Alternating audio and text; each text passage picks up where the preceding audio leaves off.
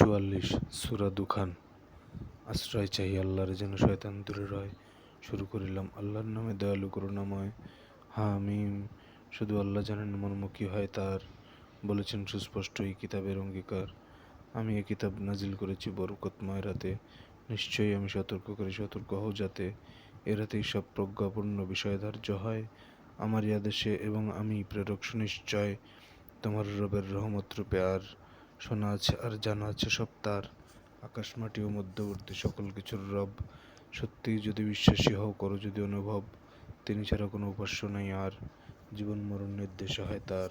তোমাদের রব রব তোমাদের প্রয়াত বাপদাদার। বস্তুত তারা করছে তামাশা, থাকিয়া সন্দিহান। থাকো অপেক্ষমান, যেদিন স্পষ্ট ধোয়াচ্ছন্ন হয়ে যাবে আসমান। ঠেকে যাবে সব মানুষ এ এক চরম শাস্তি দান। বলবে, হে প্রভু, আমাদের থেকে শাস্তি স্মরণ, তবে আনব ইমান সবে। কি করে তাহারা নেবে উপদেশ, কোথা সেই ইমানদারি? তাদের কাছে তো এসেছে রাসূল সত্য ব্যাখ্যাকারী। তারা তার থেকে বিমুখ হইল এবং বলিল, হায়, এ দেখি শেখানো কথা বলে, এ তো উন্মাদ দেখা যায়। কিছু সময়ের জন্য শাস্তি সরিয়ে নিলাম, তবে নিশ্চিত জানি তোমরা আবার আগের মতোই রবে। কিন্তু যেদিন তোমাদের আমি ধরব চরমভাবে, শাস্তি সেদিন দেবই, সেদিন পুণ্য সাজাই পাবে। এর আগে ফেরাউনের জাতিকে করেছি পরীক্ষিত। তাদের নিকট এসেছিল এক রাসূল সম্মানিত। সে বলিয়াছিল, তাই খোদার বান্দাদেরকে আমার দিয়ে দাও জিম্মায়। আমি এক বিশ্বস্ত রাসূল তোমাদের তরে হায়। আরও বলেছিল, দম্ভ করো না বিরুদ্ধে আল্লাহর, আমি তোমাদের সম্মুখে কিছু প্রমাণ দেখাবো তার। নিজেকে সঁপেছি তোমাদের আর আমার রবের হাতে। তোমরা আমাকে প্রস্তরাঘাতে মারতে না পারো যাতে। আমাতে ঈমান নাই আনো যদি, দূরে থাকো আমা থেকে। এরা তো ভীষণ অপরাধী জাতি, বলল প্রভুকে ডেকে। আমার বান্দাদের নিয়ে মুসা, চলে যাও তুমি রাতে। নিশ্চয়ই যেন ধাওয়া করা হবে তোমাদের পশ্চাতে। তুমি সাগরকে স্থির ছেড়ে দাও, নিঃসন্দেহে তারা এমন বাহিনী সাগরের বুকে ডুবিয়া যাইবে মারা। রেখে গিয়েছিল কত না বাগান, কত না ঝর্ণাধারা, কত না শস্যক্ষেত্র, কত না প্রাসাদ নয়নকারা, কত সামগ্রী যার মাঝে ছিল ফুর্তিতে মাতোয়ারা। এরকমই হলো আর অন্য সম্প্রদায়কে দিলাম এসবের অধিকার। তাদের জন্য আকাশ জমিন কাঁদল না কিছু আর, তাদেরকে আর দেওয়া হইল না একটুখানিও ছাড়। ঘৃণ্য শাস্তি হতে বনে ইসরায়েলকে উদ্ধারী। ফেরাউন হতে ছিল দাম্ভিক সীমালঙ্ঘনকারী।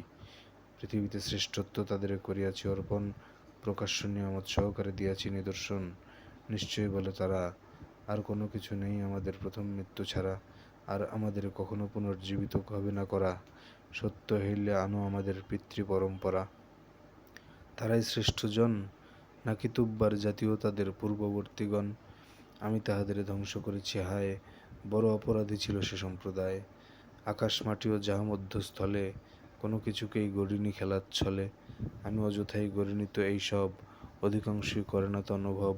সুনির্ধারিত বিচার দিবস আছে সকলের তরে, সহায় পাবে না, কাজে আসবে না সেদিন পরস্পরে। তাহারা ব্যতীত আল্লাহ যাদের করুণা করেন দান, নিশ্চয়ই তিনি ক্ষমতাশালী ও অতিশয় দয়াবান। নিশ্চয়ই জাক্কুম গাছ হবে পাপীর খাদ্য যত, গলিত তাম্র তেলের তলানি মনে হবে দৃশ্যত। পেটের ভেতর উথলাবে তাহা ফুটানো পানির মতো। তাকে ধরে টেনে জাহান্নামের মাঝে নিয়ে যাও, আর শাস্তিস্বরূপ ফুটন্ত পানি মস্তকে ঢালো তার। মজা বুঝে নাও, ছিলে তো বড়ই দাপুটে ক্ষমতাবান। ইহা তো উহাই যে বিষয়ে ছিলে তোমরা সন্দিহান। মুত্তাকিগণ নিশ্চয় রবের নিরাপদ অধিবাসে, নয়নাভিরাম উদ্যানে আর ঝর্ণা নহর পাশে। মিহিয়ার পুরুষ রেশমি পোশাকে বসে রবে মুখোমুখি, ডাগর রগের হুরপরীদের বিয়ে করে হবে সুখী। সেখানে তাহারা প্রশান্ত মনোলয়ে নানা ফলমূল চেয়ে নেবে বলে কয়ে। প্রথম মৃত্যু ছাড়া তাহাদের হবে না মৃত্যু আর, জাহান্নামের শাস্তি হইতে করা হবে উদ্ধার তোমার রবের পক্ষ হইতে পরম অনুগ্রহতা। এটাই তো সফলতা। এই কুরআন তোমার জবানে সহজ করেছি, হায়, কুরআন থেকে সকল মানুষ উপদেশ যেন পায়। সুতরাং তুমি অপেক্ষা করো, তারাও অপেক্ষায়।